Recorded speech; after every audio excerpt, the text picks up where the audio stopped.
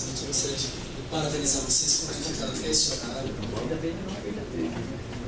Ética, dois de assuntos difíceis, abordagem desse assunto é tão difícil. E a ética, ela não é tão difícil, mas envolve bastante coisa que tem alguns assuntos que nós vamos discutir. Diante desse quadro, uma mulher que sofre estupro, tá? Nós, médicos, não temos a autonomia de chamar a polícia e fazer boletim. A paciente que chegou lá, ela está sob o sigilo médico, que é o pilar maior do nosso atendimento. Então, nós não temos autoridade para chamar a polícia. Tá? Se fizermos isso daí, nós vamos estar infringindo uma norma ética, que é a quebra do sigilo. Por mais que você veja que foi um absurdo aquilo, nós não podemos. Então, a Vera diz, você orienta a paciente a ir atrás. Então, ela que vai atrás. O ano passado, teve um caso assim, de um residente numa universidade de São Paulo, que chamou a polícia porque ele diagnosticou um estupro. Tá? Isso, do ponto de vista ético, é inaceitável e nós não podemos fazer isso. Estupro, mesma coisa. Aborto, mesma coisa. Então, o sigilo é um dos pontos fundamentais que nós temos aí na nossa área. Okay? Falando do ponto de vista, esse aqui é o manual do CRM, acho que muitos de vocês já têm, né? Então tem bastante coisa lá, eu não vou falar dele especificamente, eu tenho acho que uns 15 slides só, tá? Só para ser coisa rápida, que é meio-dia. Segundo o Perassoli, nós temos um fato a favor, que é o fato de ter o almoço. Então, muitos talvez estejam aqui também pelo almoço. Né? Mas, vamos lá. Do ponto de vista ético é filosofia. E filosofia envolve... Onde é que o negócio está sem? Não, está aí. Mas ética é filosofia, discutir assuntos relacionados a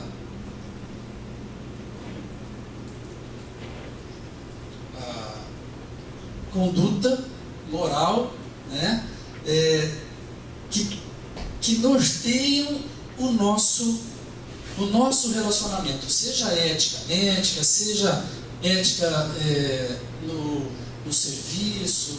Ética tem a ver com esse conjunto de valores morais que norteiam a conduta de nós humanos. Do ponto de vista médico, nós temos dois pontos fundamentais na ética médica, que é o princípio da beneficência. Tudo que nós formos fazer tem que ser em benefício da paciente. E o outro ponto, da não maleficência. São duas coisas diferentes. Se aquilo que você for fazer vai acarretar dano, você vai estar infringindo esse princípio da não maleficência. Então, beneficência e não maleficência.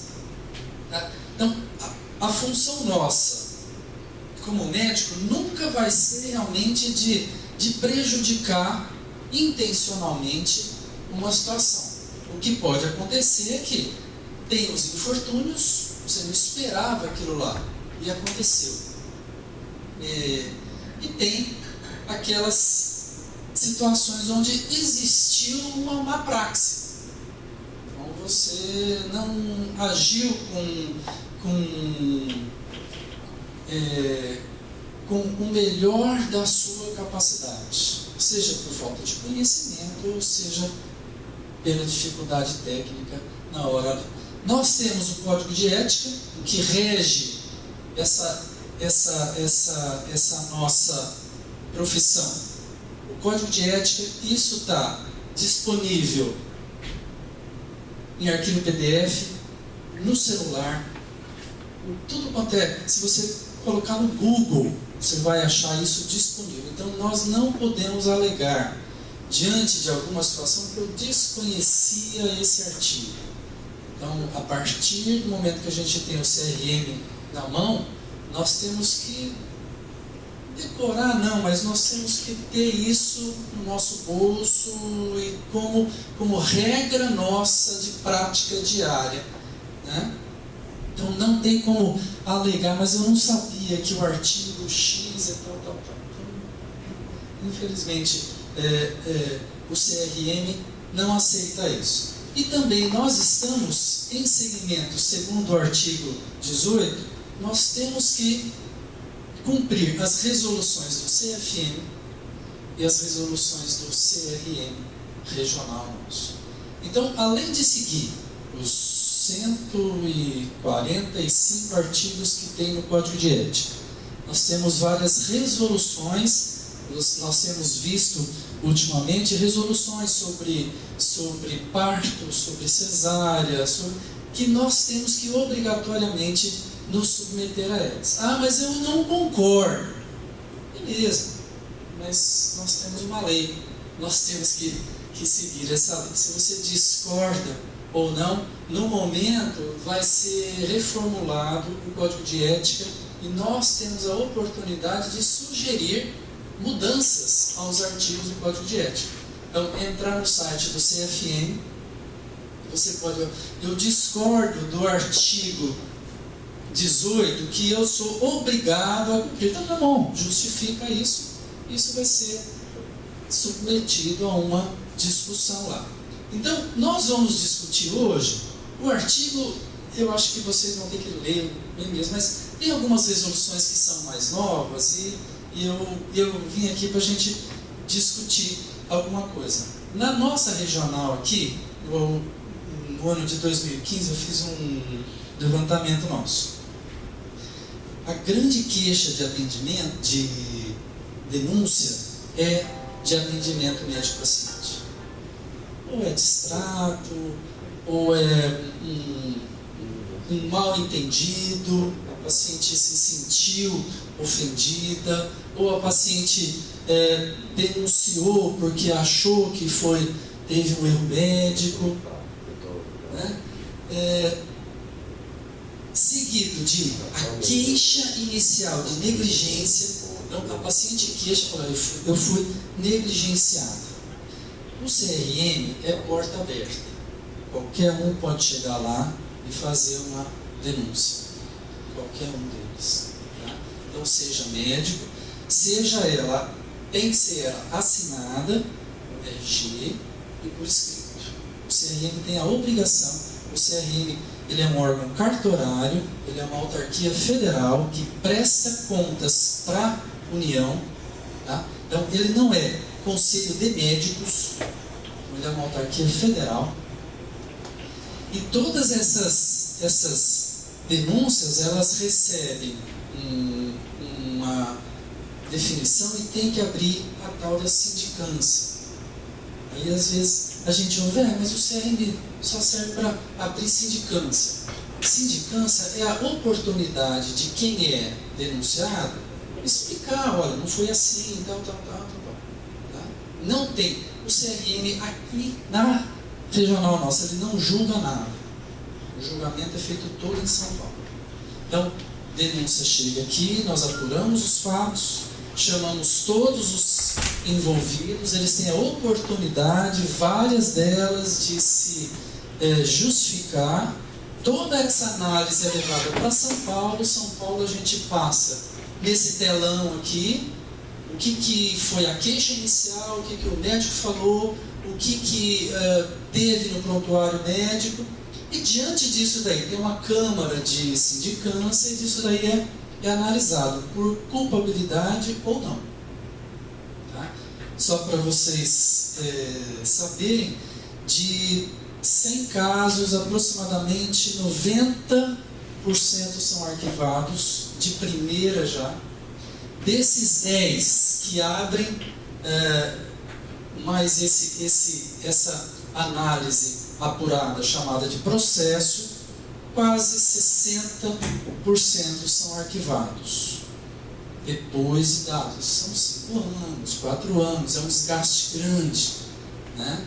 Mas partindo dessa queixa inicial nossa aqui, então todos nós estamos sujeitos a isso. Quanto mais nós nos enquadrarmos, como o Leandro falou, mas eu vou fazer um atergan, um abortamento, um ameaço de abortamento, eu não tenho respaldo dos trials, tá? Mas num questionamento civil, a paciente pode alegar, o advogado pode, né? Alegar que tinha medicações e o médico deixou de fazer. Então, nós vamos entrar na área médica, um pouco de civil, de direito, né? Que isso vai estar intimamente relacionado a isso que nós vamos discutir. Dentro dessas resoluções, só trouxe algumas delas aqui. A primeira delas é de 1998, que é uma coisa que a composição da equipe cirúrgica é de responsabilidade direta do cirurgião. E é fundamental que o cirurgião tenha recursos técnicos mínimos satisfatórios para fazer a cirurgia. Então, é aquela história, você não vai se meter a fazer uma cirurgia porque você não tem competência, ou você está inseguro, tá? E uma coisa fundamental, deve ser observada a qualificação de um auxiliar médico que esteja à altura. Na nossa área seria nós operarmos com um técnico de enfermagem, tá? O auxiliar, sendo técnico de enfermagem, não tem competência para auxiliar, para instrumentar até pode. Então, nos casos de comprovada urgência, nós podemos operar sozinhos. Então, cuidado nosso aí, quando nós marcarmos uma cirurgia eletiva, o auxiliar não apareceu, tá?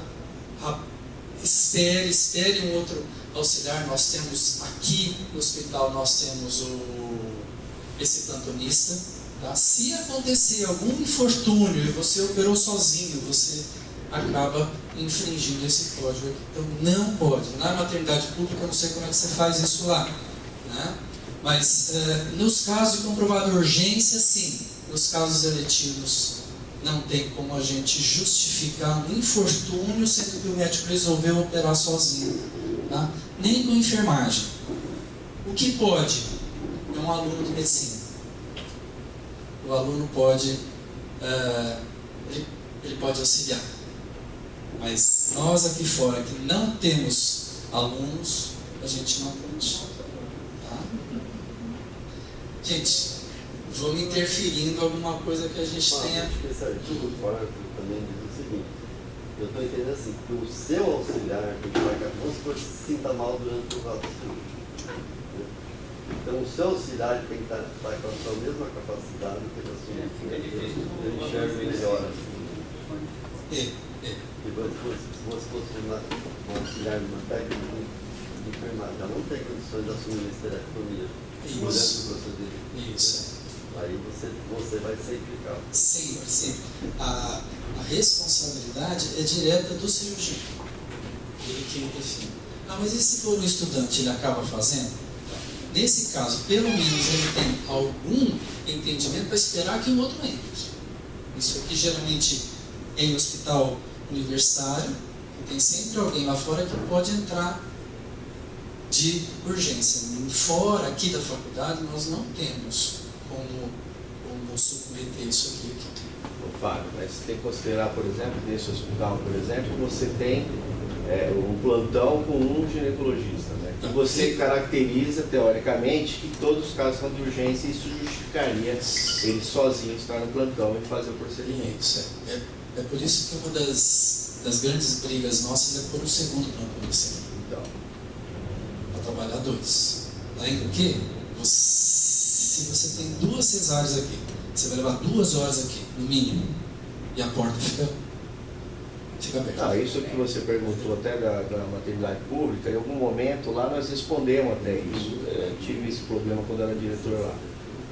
Lá também, se você pode ter uma explicação que, teoricamente, você está sob urgência. Eles estão em situação de urgência.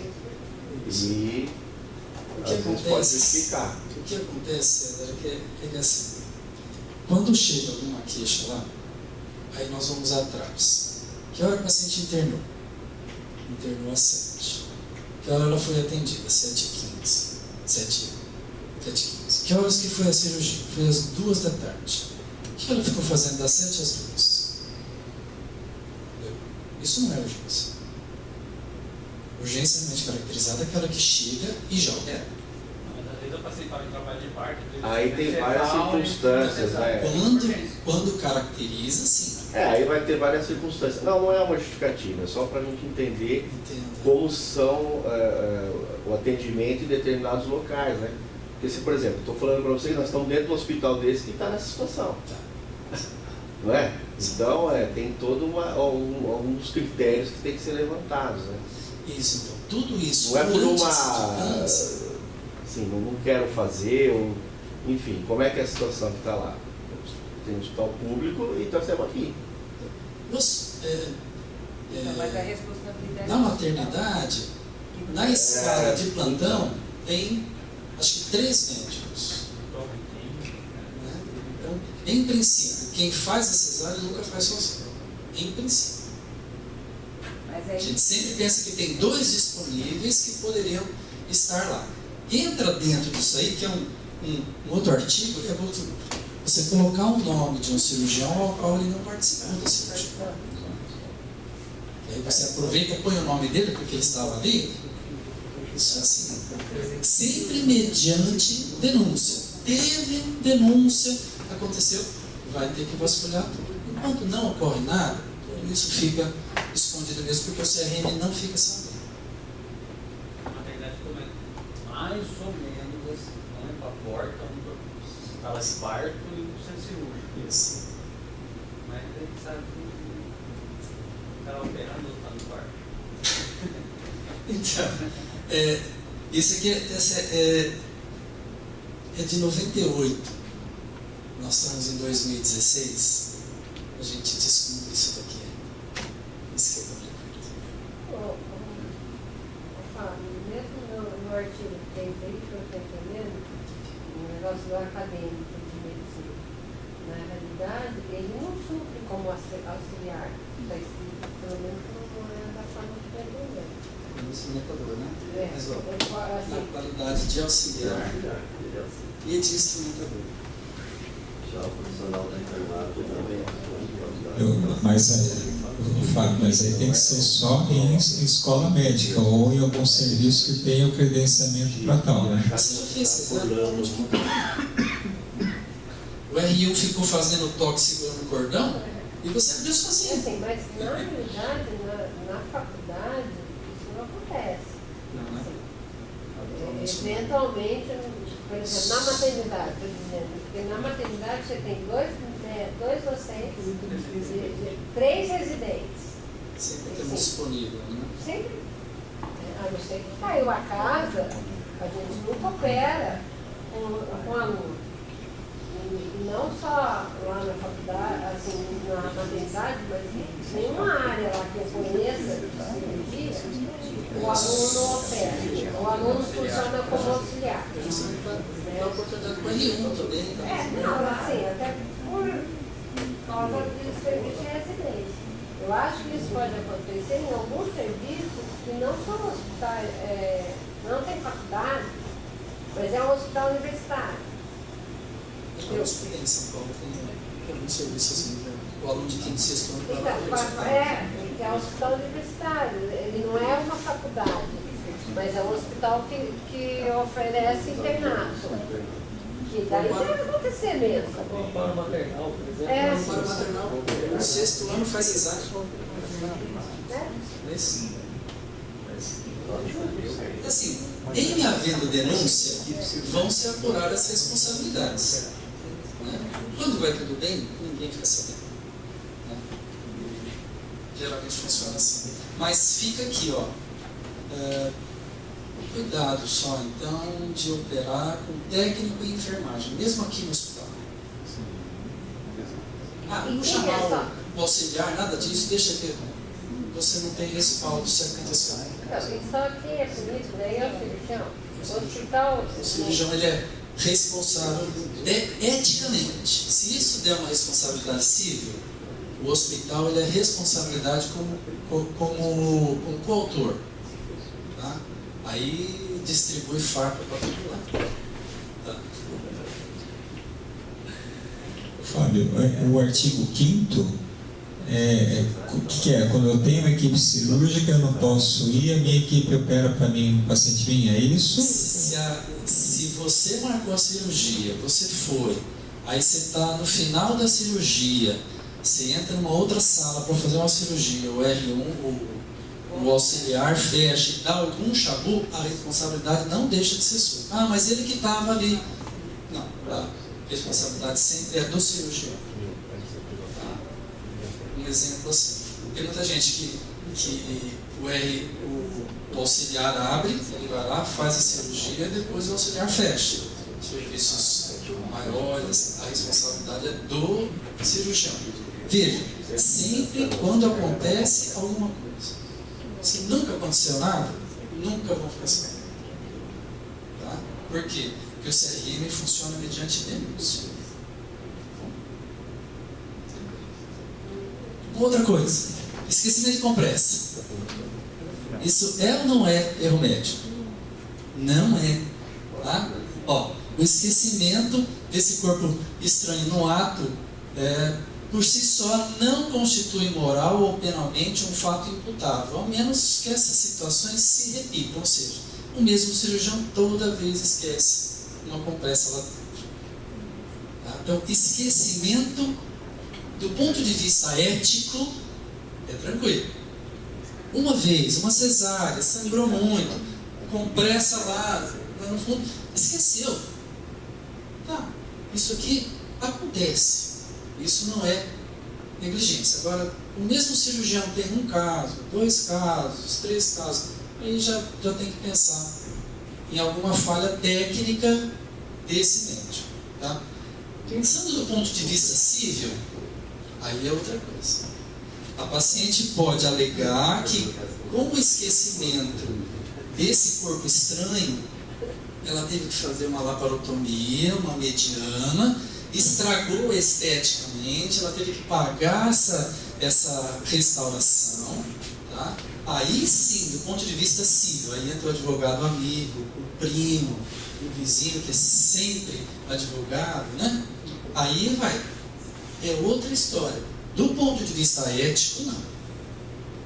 Tá? Mas do ponto de vista civil, existe a tal da reparação de danos.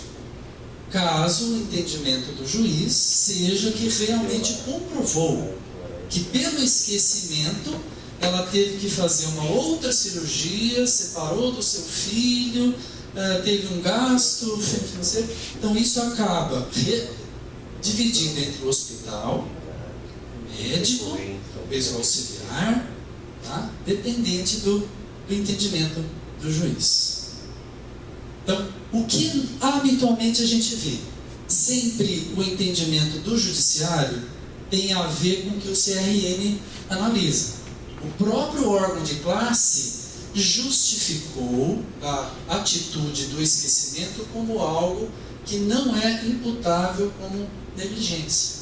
Tá? Então, habitualmente, o juiz entende, falou, isso aqui foi um infortúnio. Então, não dá ganho de causa na própria paciente. Tá? Fica isso bastante... Fábio, Oi. uma coisa quanto à questão de compressas, né? Normalmente os hospitais têm por hábito, né, aqui, lá na maternidade, da equipe de enfermagem, da instrumentação, fazer a conferência de compressa. Né? E teve até um caso no estadual né, que aconteceu isso, e que onde tinha ticado lá, auxiliar, que estava ok as compressas, né, o que entrou, o que saiu, né. Como que fica isso?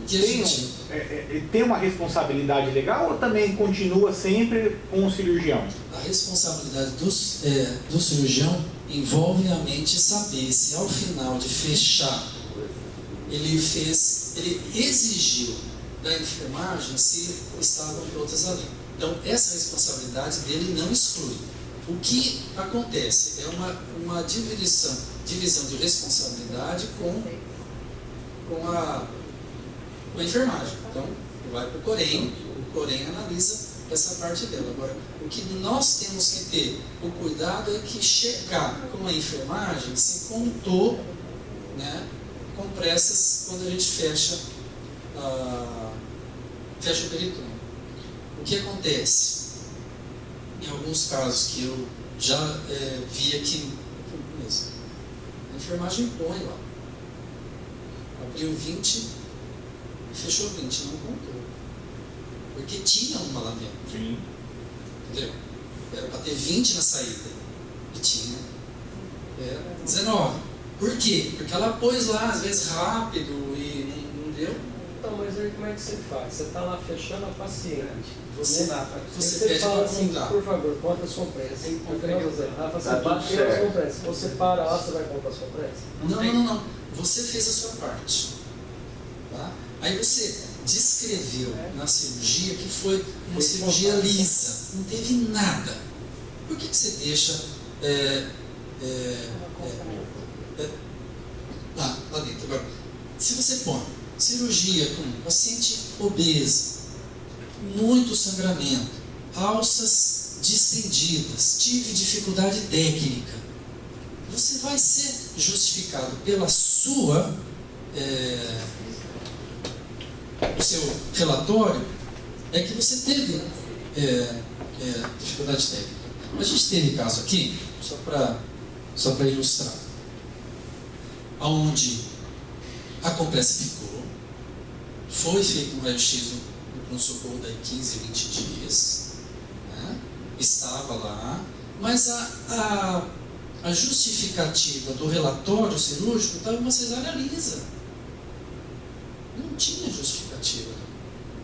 Mesmo assim, era aquele caso assim, aconteceu. Entendeu? É justificável.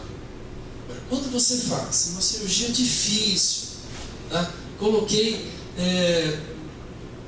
gaze ali, onde você descreve, o prontuário ele nos acusa e nos defende. Tá? Mas você pede para ela, fala, solicitado da enfermagem tal. Você falou que em última instância o cirurgião é o chefe do... É o sempre responsável. É o responsável. Sim. Se você confia que foi feita a montagem, Você pôs nesse prontuário que você solicitou para a enfermagem, tá? E a enfermagem disse que estava tudo certo. Avaliação de cavidade, ok. eu sempre coloco em descrição, contagem, compressa, porque eu penso a contagem, isso aí vai eximir, deixa de ser imputado, se ocorrer ou não. Sempre vai ser quando é uma coisa única. Agora você faz 10 cirurgias, em 8 você esquece. Aí, puxa vida, né? É top. Por aí. É que eu estou entendendo assim, que esse tipo de cirurgia, quando ela é lisa, até o próprio cirurgião sabe que não deixou nada lá dentro, né? Mesmo que a enfermagem, porque, por exemplo, a gente coloca lá compressa para proteger o sangramento ali da cavidade, né? Na cesárea, por exemplo. Eu sei que se eu pus 2, 3 compressas, porque a gente põe lá Você põe o Kelly aqui, né? Então, assim, dificilmente vai acontecer de sobrar uma compressa numa cirurgia lisa, assim, né? Tranquilo. Porque tem mais chance de acontecer lá na faculdade, já aconteceu, é numa urgência, um descolamento prematuro de placenta, que está sangrando horrores, que daí a enfermagem não confere adequadamente. Que às vezes pode acontecer também, por exemplo, você pega, sei lá, alguém de fora usa uma compressa, um anestesista lá usa uma compressa, pum, jogou no ramper. Aí apareceu uma compressa mais não. A enfermagem conta tá certo. Ficou lá dentro. Também. E nesses casos vão ser sempre apurados e vão ser justificados. Olha, aconteceu. Quando isso se torna repetido é que fica difícil justificar a Só que atitude. assim, é uma dor de cabeça, né? Porque você não vai ser julgado, nada, você não vai ser negligência, mas você vai ter que ir lá na delegacia, você vai ter, sabe? Fora quando essa paciente resolve fazer uma queixa civil e abre um inquérito. E daí o juiz nunca sabe, nunca acredita no que a gente fala. Ele julga do jeito que ele acha conveniente. Geralmente o juiz manda para o CRM avaliar, que é um órgão técnico. Conforme o que o CRM Mas você analisa, fica dependendo do juiz. E muito dependente do juiz. Você nunca sabe que dentro que manda o CRM. A decisão é dele, ele não é médico, ele não entende como a gente entende. aí ele vai entrar numa esfera civil. Eu acho Dano moral. muito difícil. Em termos de crime, não. Dano moral ele pode até ser. Dependente do que a paciente conseguir realmente caracterizar.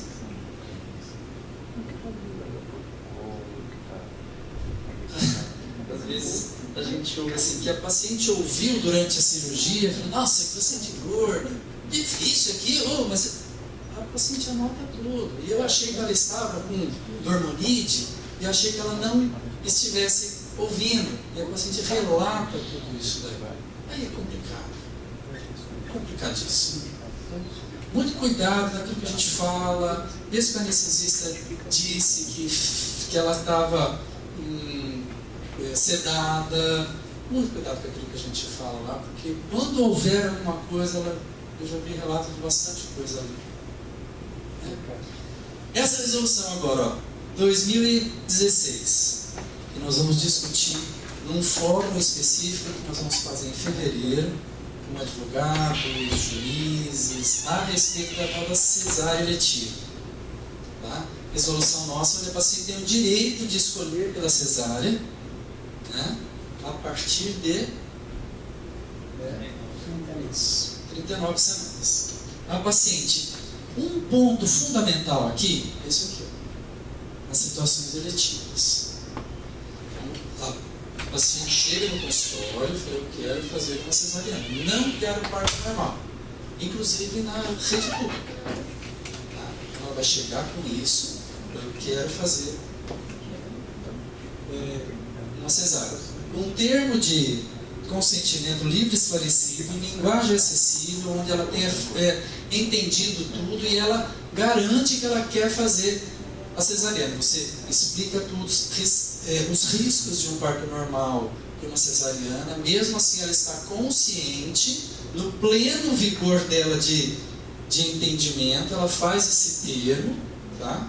E você faz a cesárea dela. O que não pode, nas situações que descumpre a resolução, são aqueles casos onde a paciente está com 6 centímetros, sem analgesia, e ela pede cesárea. Tá? Isso não está enquadrado nessa resolução. Então, aí cabe ao médico falar, escuta, nós estamos no meio desse trabalho de parto, uns 6 centímetros, daqui 4 horas nasce, tá? Colo fino, vai indo bem, tá? Não tem justificativa. Aí entra o nosso poder de persuasão, de explicação e de técnica para explicar para ela, falar, a melhor situação sua é o parto vaginal. Em havendo justificativa na cesárea, parada secundária, desproporção, faz-se a cesariana. Tá? Mas sempre com justificativamente. Então essa resolução fala nas situações eletivas de consultório, que ela chega lá e diz que quer. Tá? O que eu tenho que entender é o seguinte, situações eletivas, isso foi programado. Isso. Aí eu vou te dar um outro exemplo. Nós tivemos na semana 10 um caso de um óbito fetal.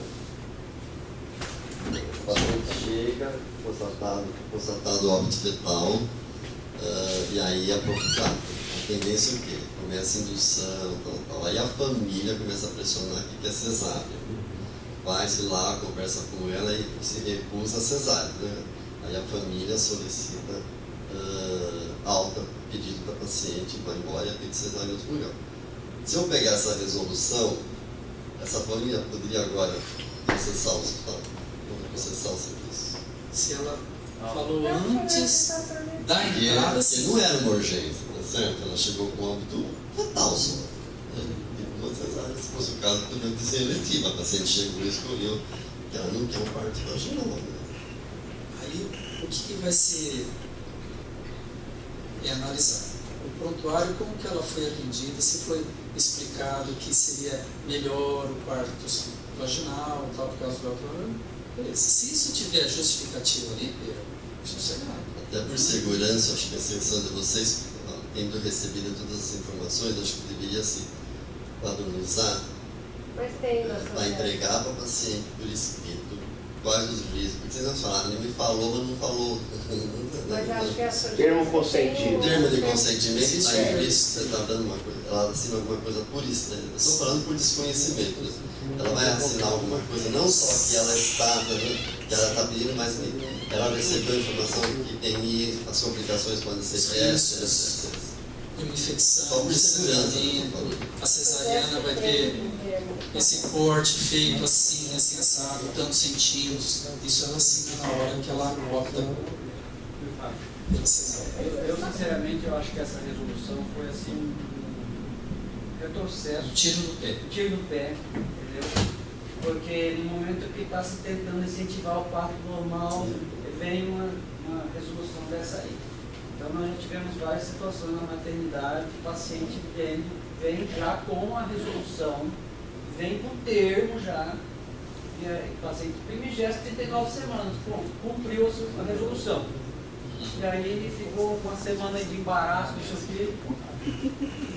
Aí, o que resolveu? Não resolveu o que voltou lá atrás. Você está certo. A discussão em São Paulo é toda essa. Foi um retrocesso a tudo que nós estamos vendo. Mas, cada vez mais se fala de escolher o tratamento. Se a paciente chega com 38 em trabalho de parto, a gente está falando, mas você está com 38, está falando de 39. Mas se a paciente chega com 40 semanas, 41, vamos internar para induzir. Não quero não. eu acho que Porque ela tem direitos, né? Só uma dúvida. 39ª semana começa quando? Então você faz a conta. 39 semanas. Se você completou 38 semanas, no dia seguinte, que semana você está? Aí a gente conta pela regra de Nagli. A gente conta pela regra de Nagli. Aí eu acho que extrapola, né? Digo assim. Pela regra de Nagli, você está, né?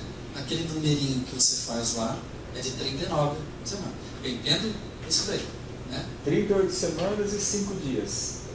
Você está na 38ª semana. Eu estou na 39ª semana. Isso, é. Só que o que ele fala aqui é de 39 semanas, a partir da 39ª da regra de Nagli, que é a regra mundialmente utilizada. eu acho que Então você está na primeira semana, você não começou na primeira semana. Então, exatamente. Mas eu estou com 38 semanas. não, mas acho que aí entra dentro. O que é 39 semanas considera aí? Porque a terminologia agora mundial, que a partir de 39 semanas se considera gestação de termo mesmo, né? Porque antes não termo precoce. Então, a recomendação do Colégio Americano, a indicação de resolução de gestação por cesárea eletiva é a partir de 39 semanas. Mas é 39 mesmo, completa. Ali está a 39ª. Não, mas eu entendo que eles estão seguindo o Colégio Americano, a recomendação do Colégio Americano. Mas em termos de você pegar um advogado que vai secar o negócio, dá discussão. O que eu acho, assim, por exemplo, no caso que o Perassoli comentou do óbito infernal, após a 39 semanas. Com 39 semanas completa,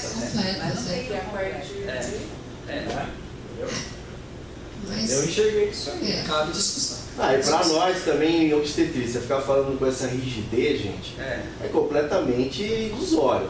Porque você tem, tudo bem, às vezes você tem a data certinha, mas o ultrassom ali está um pouco diferente. Então você tem várias, né, situações.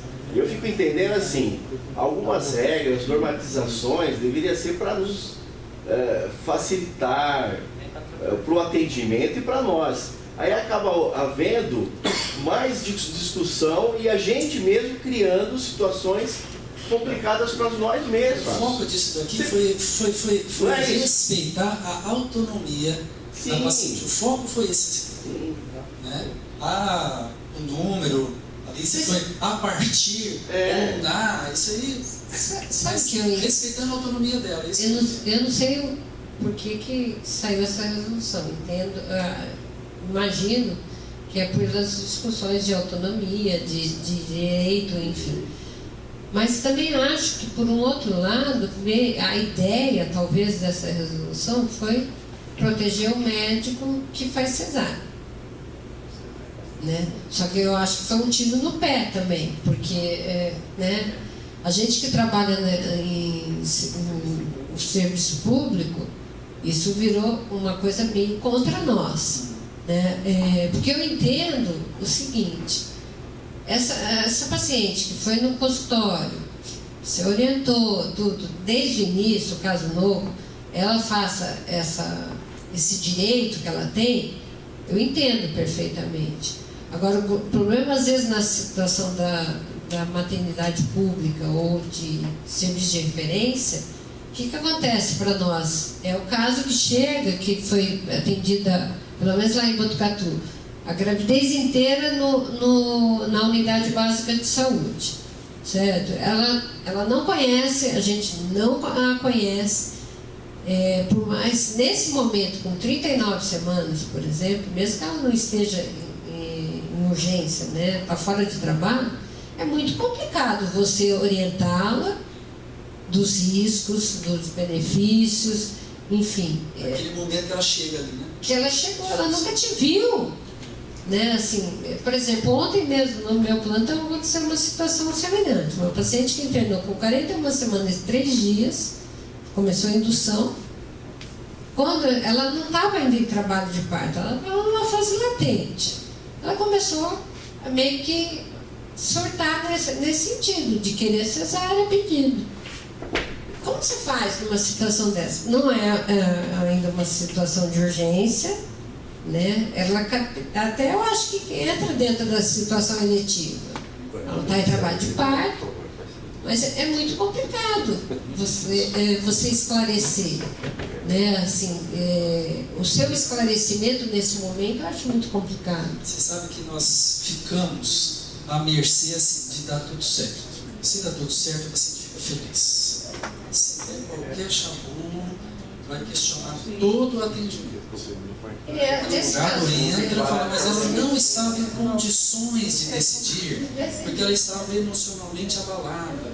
E a senhora, sabe, olha, dá muita margem. Vamos fazer direito, então. Pagar medicina, porque foi praticado. Nesse caso, mais uma coisa aqui no meio. Nesse caso do óbito fetal, por exemplo, eu não sei se ela entra dentro dessa categoria, porque... É eletivo, uma cesárea. Não, mas na hora que essa paciente, especificamente, ela topou a indução do parto. Quando começou a se discutir isso tudo, e que não ia resolver imediatamente e tal, que surgiu toda a situação.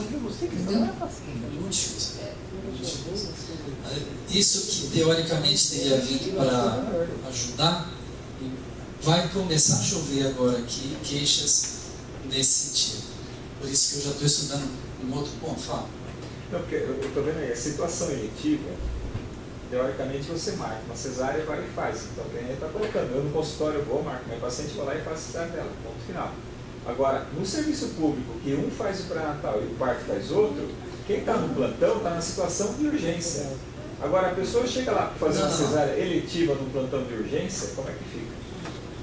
Se ela chegar com 39 semanas. Se ela chega Então, que nem chega na maternidade, eu fiz pré-natal no posto de saúde. Ela deve trazer isso pronto, já Ela vem pronto, com não você nesse termo, Mas o e médico fala, eu talvez, para atender urgência. E aí? talvez uma coisa que eles vão ter que repensar, tem um momento de cesárea agendado, completamente fora do que... Ah, mas tá complicado. 5 pacientes chegaram com um papelzinho lá pra dar assim, tô precisando de uma Você semana. vai na Na fila fila. para atender urgência. Esse é um ônibus. Uma coisa Sim, que gente. não sou eu que faço. Aí você fala assim, então, vamos marcar a tua cesárea para amanhã.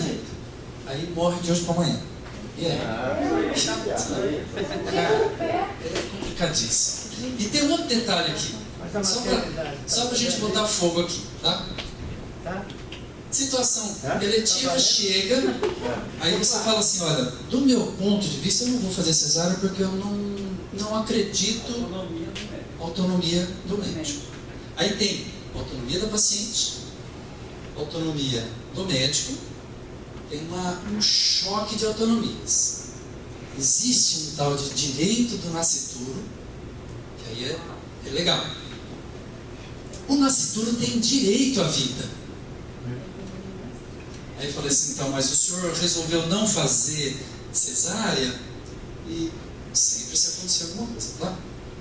E essa criança foi a óbito, o senhor foi negligente. Na sua autonomia, o senhor foi negligente. Tá? E nesse momento, o senhor deveria ter respeitado o direito dele. Aí o advogado entra, tem uma lei, chama Lei do Nascituro. É sobre isso que nós vamos discutir. Tem duas linhas. Uma linha que pensa que o bebê está lá dentro, ele sem a mãe, ele não tem condições de vida. Então, mãe e feto é uma coisa só. E tem o advogado que defende essa linha, que ele não é uma personalidade jurídica ainda, porque ele não nasceu, ele não está registrado. Mas ele tem condições de sobrevida fora do outro. Então são duas coisas diferentes que cabe briga jurídica. Mas você está falando assim que eu sou obrigado a tratar o que ela tem? E o artigo 3º? Olha, não. Eu não concordo com essa Você área tem que dela, referenciar. eu referencio. Isso. A mesma coisa do aborto. Eu, em princípio, não faria um É aborto. autonomia. Mas no meu serviço tem quem faz.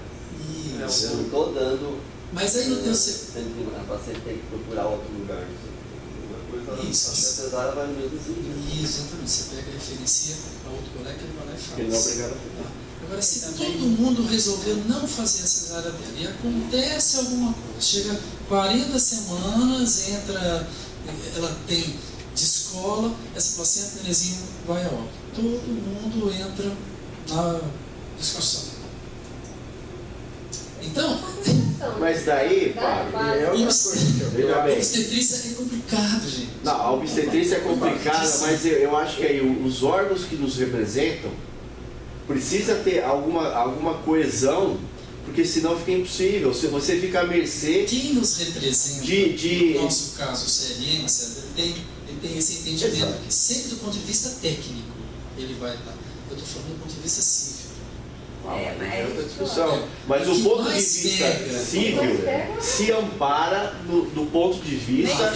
Habitualmente. Então, mas.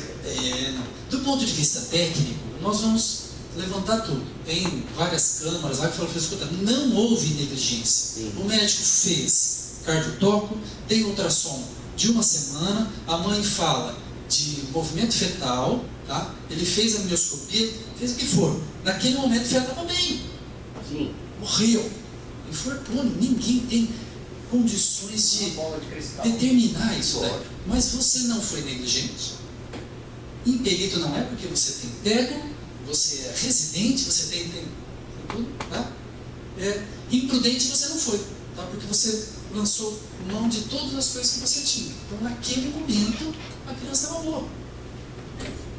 Como um óbito fetal, que você atende lá de 37 semanas, já chega na próxima semana, feto tem óbito. A culpa é sua? Jamais. Se você fez essa avaliação. Agora, se quando opera, com oligômio, mecônio espesso, restrição de crescimento, você fala, pô, o médico falhou aqui. Então, do ponto de vista técnico, os órgãos que nos representam, com certeza vão julgar isso do ponto de vista técnico. O negócio é possível. Hoje em dia... Eu tenho marido advogado e eu sei. Você tem marido advogado? O que os advogados falam aqui de... Vamos falar mal, então. Eu vou falar, mas vou esperar. De cabeça de juiz, nunca se sabe quanto que vai ser. Justamente. Eu escuto isso todo dia. O CRM concordou, não sei o quê. O juiz lascou. E daí o médico perito também faz um monte de coisa. Nem sempre é concordante com a gente. O que o foco nosso aqui? Então, o foco nosso aqui é que tudo que nós formos fazer, nós temos que estar pautado em avaliação bem perfeita daquilo que você tem na sua mão. Mas nem sempre a gente faz uma avaliação, nem sempre a gente escreve tudo. A gente tem, Aí é uma de falha repente, nossa. a gente falha. Porque nem sempre você tem condições de fazer isso. Você tem um monte de coisa do fim. Eu coloco o concreto, ok. Eu coloco na minha descrição. Agora, como você falou, eu não coloco sangramento profuso. Às vezes, eu estou escrevendo, eu nem... eu sei, por isso que eu estou falando para você. Eu tenho um marido advogado e ele tem um monte de... O que a gente precisa, assim, é gastar tempo fazendo toda a anotação de uma maneira muito detalhada. Gaste tempo escrevendo. Juiz do valor. Coisa que nós não gastamos. Não gastamos. Eu tenho. Então, do ponto de vista ético, só para a gente dar o andamento aqui, do ponto de vista ético, quanto mais base você fizer com todo o teu respaldo científico e descrever isso, fica muito mais fácil ser analisado a seu favor. Isso é fundamental. O advogado ele vai achar brecha em tudo quanto é lugar. E acha mesmo. Na faculdade é feita cesariana? Não.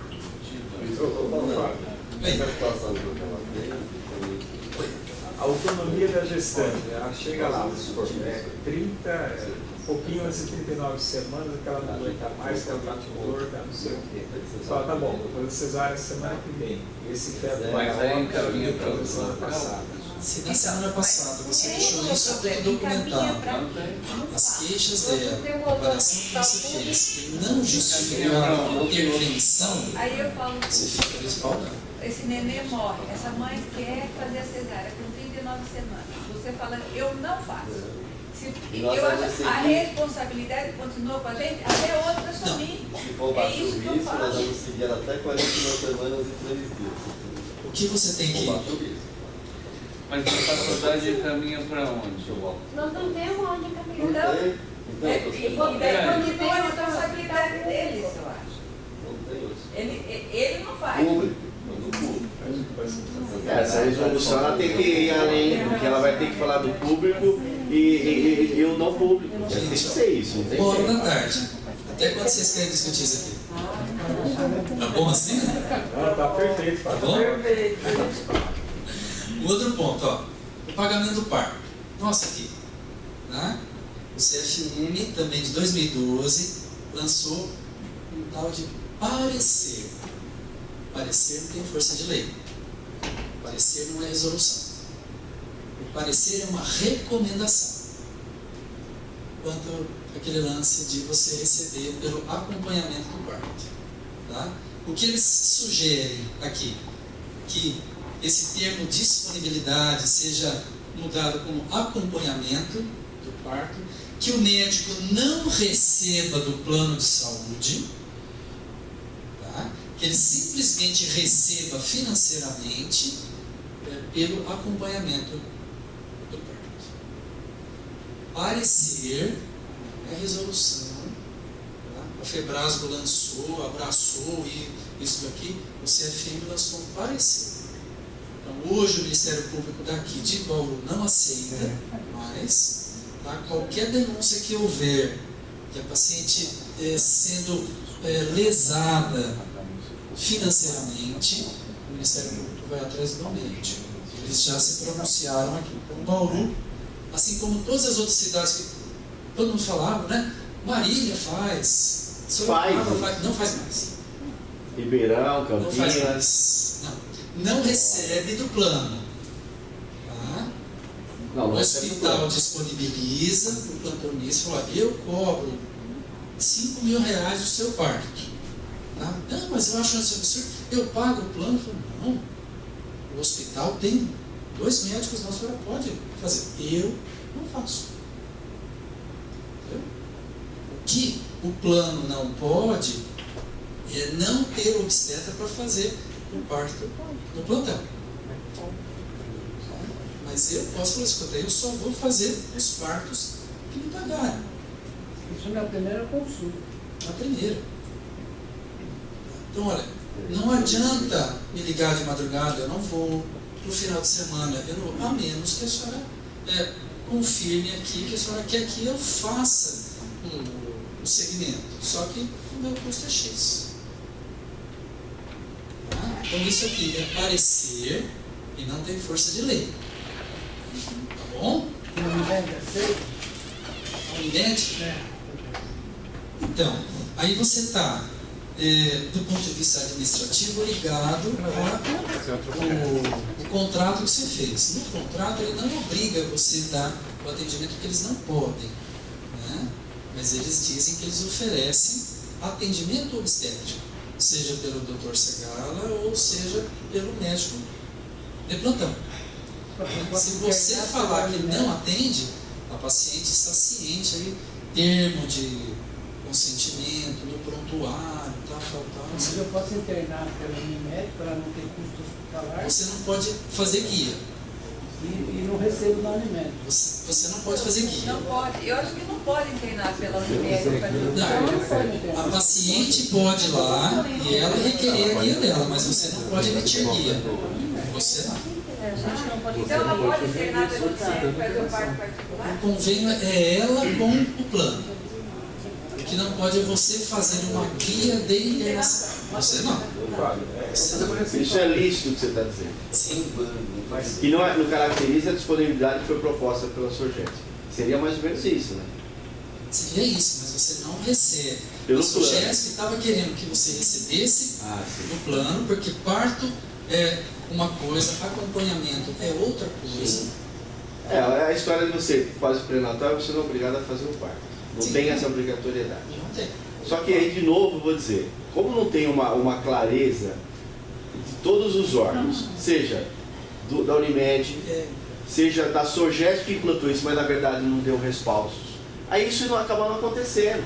Você fica suscetível a denúncia, mesmo tendo acordado com a paciente, etc., como já aconteceu aqui, o colega que teve que situação, porque a própria cooperativa não aceitou que isso era lícito. Então o que eu estou dizendo é o seguinte: nós temos que ter um consenso de tudo, senão a gente faz o que é lícito e é punido como se fosse ilícito. Ainda está matido, né? Você entendeu? Tem que ter alguns acordos. A ligação que os dirigentes da Unimed têm é que quando tem denúncia de cobrança de parto, o paciente denuncia a ANS multa a cooperativa por causa disso. A multa é enorme. R$100.000 por dia. Né? R$100.000, né? Então daí o que acontece? Daí eles então pedem, como nós somos donos da cooperativa também, para não fazer isso, para não sofrer multa. E daí a Unimed com a gente pune a gente baseada na multa que ela toma da ANS. É a alegação que eu tive, né, do pessoal da diretoria, né? Então daí a questão aí seria da multa da ANS com a cooperativa, né? Mas teoricamente você pode falar. Como nós somos donos, eles falam: gente, nós somos tudo no mesmo barco, se vocês fizerem isso, todo mundo leva. Esse é tal de... A paciente paga, mas ela vai ter ressarcimento do plano, né, depois, né? Você paga tudo, você não paga nada. Não, eles tinham que processar a ANS por multar. Não, na verdade vai além, é que a discussão é outra, né? Você só faz isso ou tenta ter uma remuneração que deve ser razoável, porque o plano te paga uma coisa que é absurda e desprezível. Aí é outra discussão. Então veja, o CFM não se posicionou em termos de resolução, porque ele não tem autonomia para isso. Mas o parecer dele foi assim, que não configura duplo pagamento, desde que você não receba o plano de saúde. Não mesmo. Bom, aí você fala, mas isso aqui é um parecer só. Qual é a lei que rege isso aqui? Aí o Ministério Público vem e fica certo. De novo, quem representa? Eu acredito que só vai dar certo quando todo mundo parar de fazer o parto. Isso. Daí as pacientes Manda vão todo pedir mundo para aqui pagar, pro plantão. as pacientes vão ficar do nosso lado e pedir para pagar. Perfeitamente. E daí o Ministério Público vai rever. Agora, enquanto ele tiver metade faz, metade não faz, o vereador sempre faz, o outro sempre gosta, aí Quando é 100% faz, só o 100%. Um detalhezinho aqui. Só pra... Verifiquem no site do CRM, com o teu CRM, se você tem especialidade registrada. Verifica, tá? Joga lá. Dr. Fábio Barbosa, CRM e tal, e vê se aparece um tal de RQE, Registro de Qualificação de Especialidade. Senão você está descumprindo o artigo 115, que é falar que você é ginecologista e você não tem especialidade registrada no conselho. No conselho? No conselho. Conselho. Chega hoje lá, ou então abre aí o iPhone, joga lá, tá? César diz e anota lá, tá? Se não, tem que pegar a carteirinha verde, o diploma de residência e levar lá para registrar no conselho. Mas eu acho isso um absurdo, porque eu já fiz o TEC, eu já tenho tudo. Beleza. O artigo 115 fala que você tem que registrar no conselho. Tá? Eu andei chegando vários aqui. Alguns eu liguei, falei, registra lá. Isso inclui cartãozinho, placa de consultório, receituário. Se alguém questionar, fala, escuta, o Dr. Fábio se diz ginecologista, mas eu entrei no site do CRM e lá fala assim, médico sem especialidade. Ah, tudo bem, mas você comprova. Não. Ah, mas esse é o artigo 115. Enquadra o artigo 115. Então, dá uma checadinha lá, é coisa rápida, leva lá, tem uma taxinha de R$90, R$100, não sei quanto, registra, fica ali pro resto da vida. Registrar onde? Aqui no CRM, né? Aqui? Aqui. Na nossa regional. E as suas especialidades também. Então, tanto ginecologia quanto esteroscopia, ultrassonografia, infertilidade, tudo que for subespecialidade reconhecida pelo CFM, você tem titulação, leva lá, registra. Até 2 especialidades você pode registrar. Ah, mas é um absurdo porque eu sou mastologista, eu sou ultrassonografista, eu tenho especialidade em colposcopia, eu só posso registrar 2? Infelizmente. Mas registra. Nós já tivemos queixa lá, escrita. Médica se denomina ginecologista e não tem especialidade registrada no conselho. Aí você vai checar lá, realmente fez. Sempre teve uma quebra de relacionamento. Ah, sim. A paciente. Não, mas isso aí tudo bem. Ela quis que não está registrada, mas ela tem como comprovar. E aí a gente chama o médico e fala, gente, ó, você tem título? Tenho, pô, eu achei que já tivesse tudo certo. Cara, não está certo. Registra lá, tá? Registra, arquiva. O que a gente quer? Até para nós que temos especialidade, é gente fazendo medicina de 100 horas. E não é ginecologista. Tá? Nós estamos defendendo a nossa especialidade. Então, se você tem especialidade, registre. Bom, uma outra coisa. Divulgação. Acho que são os últimos 2 já. Divulgação, Codame, propaganda médica. Todo mundo pode fazer a propaganda médica. O que caracteriza Anúncio, publicidade é a comunicação ao público por qualquer meio de divulgação de atividade da profissão.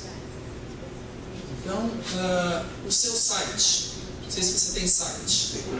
Você tem site e consta lá, Dr. Fábio, ginecologista, e o Dr. Fábio não está registrado, eu erro aqui. E erro aqui. Tá? Isso aqui tem denúncia, tanto por escrito, quanto uma ação do conselho é buscar nos sites propagandas, coisas que estejam em desconformidade com as regras de propaganda médica. Tem um monte de coisa abusiva? Tem sim. Você deve ficar descontente como é que o doutor fulano faz um tipo de propaganda absurda dessa daí. Né? Mostrando foto de antes e depois, mostrando vídeos de cirurgia, mostrando marcas de aparelho.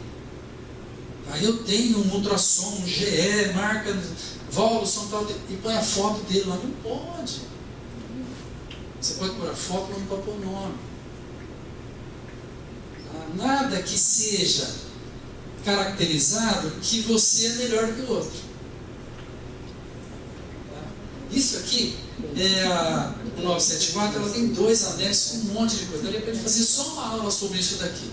Mas o fundamental, registra a tua especialidade. E se você quer fazer algum tipo de propaganda, seja site, seja folder, nunca ponha valor. Tá? Não pode pôr. O meu parque está R$2.000. Distribui isso daí no Facebook. Tá? Não pode pôr preço nenhum. Nem uma foto de uma pacientinha magrinha, né, no teu Facebook. Bonitinha, gestante, barriguinha só, linda, um rostinho maravilhoso. Tá? Isso significa assim, pode significar que as pacientes que você segue, elas ficam assim. Milagre. Por que você não põe uma pacientinha com sobrepeso, descuidada, com estrias, com marcas? Você não põe isso no teu site. Você põe as mais bonitinhas. Né? Então, caracterizando aqui, olha, quem segue comigo fica desse jeitinho. É o entendimento. Tá? Última coisa, laqueadura. Pode fazer ou não pode? Não pode. Tem que ter algumas regras. Pelo menos dois filhos vivos. Ou ter mais de 25 anos. Tá? Ou. É uma lei de 96 do Fernando Henrique, é uma lei federal. Tá? E para você fazer a laqueadura, manifestação e tal, né? Mas no momento do parto não é aconselhável. E aqui até fala que não pode. Tem que ter 60 dias no mínimo entre o parto e a laqueadura. Ou em casos de comprovada necessidade, ou por cesarianas repetidas. Mas não é 60 dias, entre o parto e a laqueadura. 60 dias do parto, tá? E a manifestação da vontade de 60 dias, mas aí nos casos eletivos. No momento do parto, não pode fazer, a menos que tenha justificativa. Fábio, tem uma justificativa para não fazer no período gestacional? Tem que esperar esses 60 dias? A lei. Não, então, mas por que a lei fala isso? De 60 dias? É porque eles falam que essa paciente ela é vulnerável do ponto de vista intelectual. Ela pode estar induzida eu queria que você falasse pelo momento. Isso, e aí ela pode escolher a via de parto, cesárea. E aí ela não está emotivamente. Nós falamos isso. Eu fiz isso de propósito. Mas é assim mesmo. Aí pode, aí ela pode escolher. Isso vai caber dentro da nossa justificativa se nós formos acionados. Ô Fábio, esses 60 dias, por exemplo, que aquela paciente está acompanhando com você, você até pede, não, a Unimed autoriza o procedimento.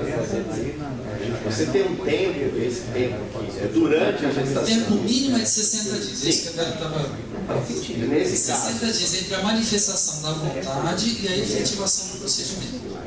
então está dentro da possibilidade. Pelo que eu sei disso, porque eu discuti isso muito com o pessoal do planejamento familiar. A gente evita fazer a largadura no momento do parto.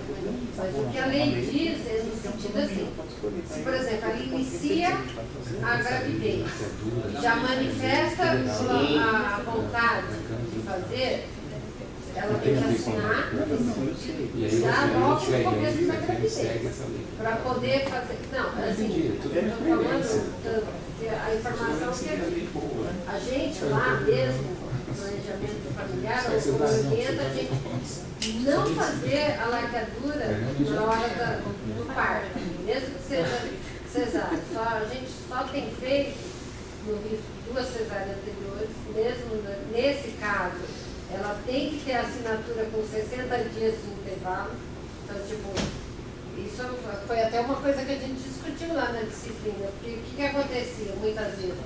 O docente que está lá no pré-natal pega e fala, 2 cesáreas anteriores, dá para ela assinar no último trimestre. Daí, a gente lá na maternidade está evitando que faça, mesmo quando ela tem indicação de 2 cesáreas anteriores. Esse daqui é só o artigo 10. O artigo 2º fala que não pode fazer no prazo de 40 dias de porteiro. O artigo 2º fala isso. Mas o artigo 2º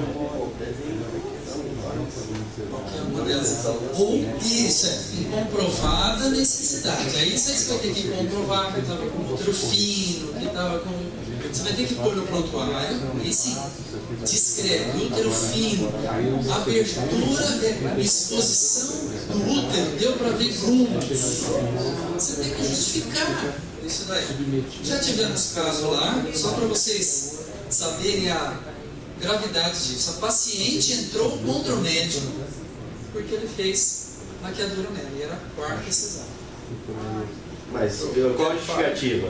Ela não sabia que ele ia fazer? Ela não sabia, ela não autorizou. Então ela está mentindo. O médico resolveu fazer. Sem falar. Nesse caso especificamente foi assim. A mãe mandou fazer. Sim. A mãe mandou fazer na filha, porque já era 4º filho dela. Onde já se viu, doutor? Por favor, né? O senhor é médico, ele faz 20 anos, opera a menina. Eu vou te... E a menina falava o que isso? A menina se casou novamente e queria ter um filho. Não, porque você fica assim, uma responsabilidade só de um lado, né? A impressão, né?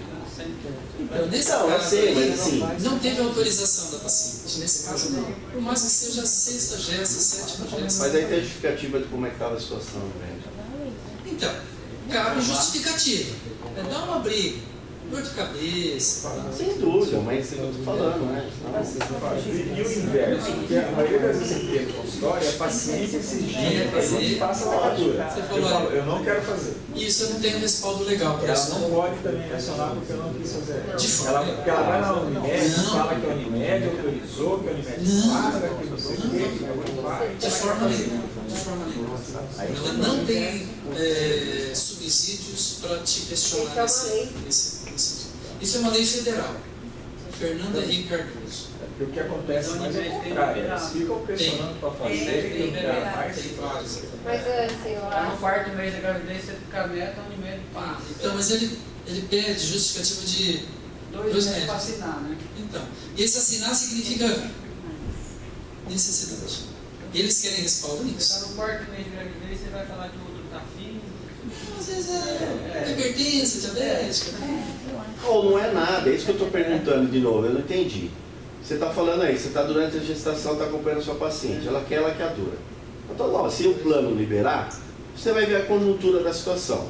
Eu pedi lá. Ah, o plano liberou, doutor, para fazer.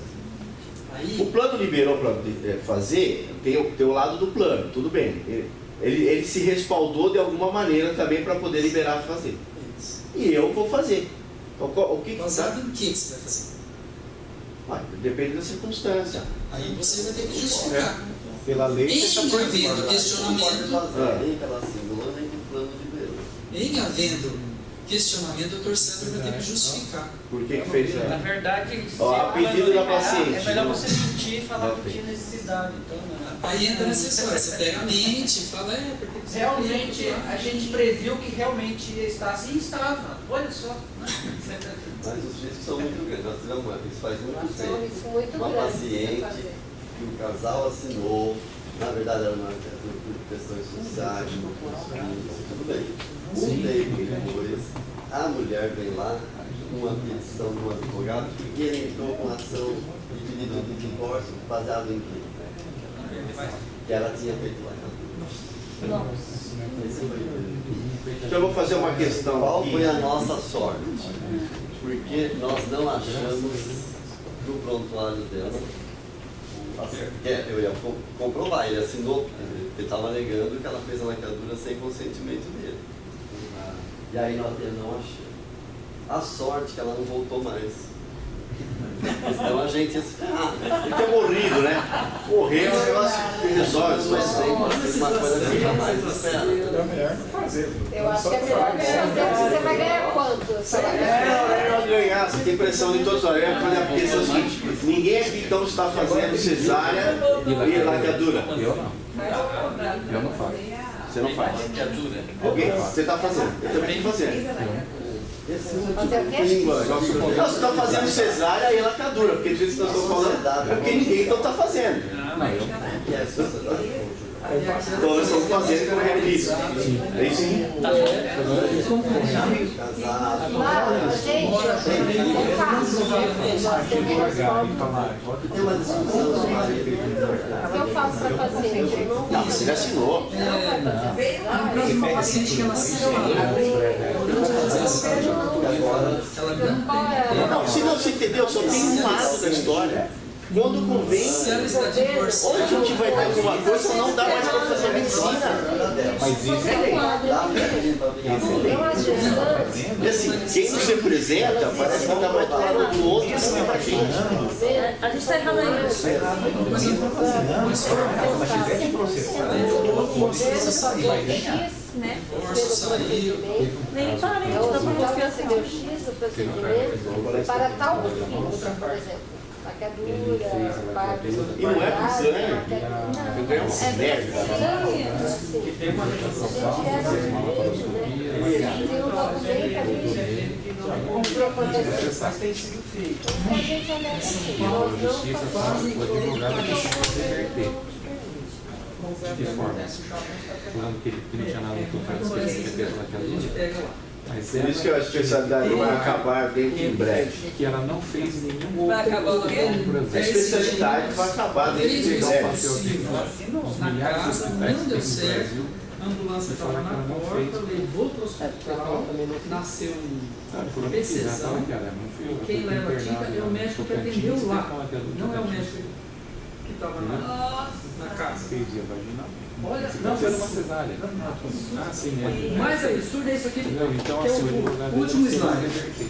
Um e-mail de hoje, 2h30. Olha, provavelmente sim, né? Porque ele não estava, né? Mas Olha, provavelmente ele fez. uma determinação da Europa. Não, fez não. Wrongful Fez uma birth, laparoscopia. Ela engravidar. significa fez assim, uma um parto que não deu certo e uma vida que não deu certo. Wrongful é assim, erro, nada deu certo. Como ela tinha Por exemplo, ela veio em cima do médico. um Edwards que você não faz o diagnóstico Aí ele intraútero. falou que não, não fez. Aí ele sobrevive. Mas provavelmente teve Aí a mãe do Edwards entra com uma queixa contra você porque você não fez diagnóstico. Bom? Um síndrome de Down que você não diagnosticou, mesma coisa. Uma paralisia cerebral, onde você fez o parto, tá? Nasceu lá, paralisia complexo braquial, simples. Tá? Aí o responsável do recém-nascido entra com uma queixa contra você. Não, isso pode. É uma vida que não deu certo. Você vai justificar o sono, tá? Beleza. Mas dá briga, tá? Um feto que tem meningomelocele, tá? E você fez diagnóstico com 26 semanas. Não dá para corrigir mais. Vai nascer, vai ficar dependente da altura, tetraplégico ou esse paraplégico. Ele vai entrar com uma ação contra o médico, tá, que não fez diagnóstico. Mas ele fez diagnóstico. A qualidade de vida dele, wrongful life, que é uma vida ruim, foi por culpa do... Nossa, eu vou processar o Obstetra então. Eu fiz medicina, né? Ah, eu tô brincando, assim, sabe? Isso aí? Eu sei, tudo pode. Isso imunizado, kerníperos, o paciente entra contra. Nos Estados Unidos hoje, quando tem um acidente, eles retroagem ao parto para ver se não teve alguma ápice nota abaixo do parto que justificasse uma desatenção dele na hora que ele teve o acidente. Sim, mas isso daí você não tem prova isso aí. Não, isso não é nosso aqui ainda, tá? Isso aqui é de Portugal, vai chegar aqui ainda. Tá? Então, é o último slide só para deixar a gente mais com fome ainda. É orientar assim, ó, faz o chope, né? Gente, ó, tudo não vai Que mama, não fazer nada. Cabe a gente um dia específico só para discutir ética. É muita coisa. Eu tenho muita dúvida. Mas a gente pode fazer isso. Pode fazer isso. Não, então é isso. Não adianta a gente discutir. É um monte de lei que foi colocada e que a gente tem que seguir. E não adianta a gente não concordar. Não, mas a questão é que a gente se orienta, né? Mas... Ou seja, acho que quem participar não vai fazer obstetrícia.